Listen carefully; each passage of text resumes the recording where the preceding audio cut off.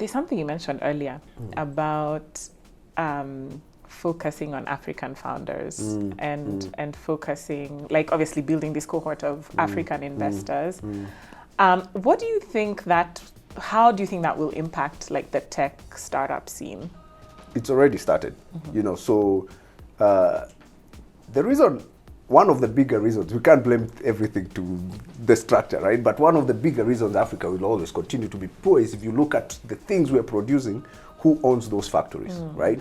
So if I work every day of my life, but the person who gets the value of my work doesn't sit in the continent, it means that capital leaves the continent, right? Yep. So creating companies and structures and investors who have skin in the game means we get money to stay in the continent.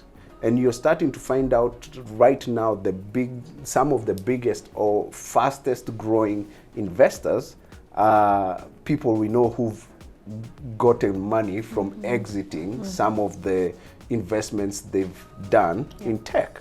So in our ecosystem you have, for example, Future Africa. These are guys who did very well in a startup, and they are now some of the fastest investors in early stage startups. Correct. Which means those startups will grow and then they'll make money and then it will stay. If you look at Silicon Valley, it wasn't built by New York money. It was built by San Francisco money, people who'd done that. And they were like, okay, we did very well with this company. Now we'll put this money in 3 others. Exactly. So Exactly. that's how that is being played. That is the impact. The impact is we can design an Africa where Africa wins. Most people might not know this. I think some people do know this. I consider the richest country in the world, DRC. DRC has the second biggest rainforest after the Amazon. Some of the longest rivers in the world. We know Goma, for example, it's the world hotspot for talking about Ebola, right? But Goma is a place you can just walk around and collect all kinds of like minerals just on the ground. Like you go to the river, you sift a little bit, you're like, I'm rich, right? But that is all being extracted, right? So the people there don't find the value of the minerals that are coming from, the continent. So here is, everyone has a phone, right? Most phones need rare earth metals to kind of like create kind of the absolutely. Yeah, the internals, right? So your circuit boards, and they remove rare earth metals from whatever country. At the gate of the country, at customs, they said, we took out soil, right? It's shipped, it gets to Mauritius, someone does abracadabra, and all of a sudden it's cobalt or titanium or whatever it is, and you get no value. The people after that get most of the value, and this is well documented. It's not illegal, but we need to kind of like shift ownership, right? So if you shift from the ownership, who owns the mines? Where is the value addition happening?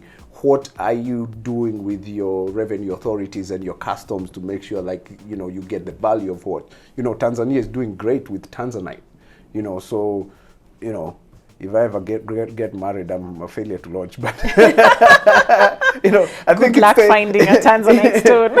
Instead of doing diamonds, I would do a Tanzanite. Totally, It's just okay. I know where it came from. It's an ethically, for the most part, ethically like mined stone. It's gorgeous, and I know the value addition most of the time will happen in Tanzania. Correct.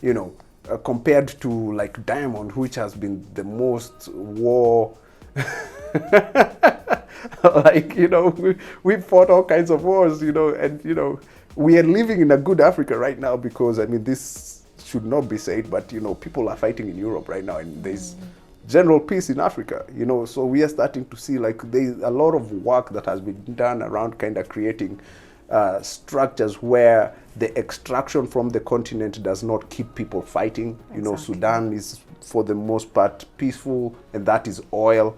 Nigeria, oil. Like most of the places, it's because the powers that be needed Africa to be destabilized to be able to extract. We are getting smarter than that. And we are building on tech. And we're building on tech, you know, actually, like now with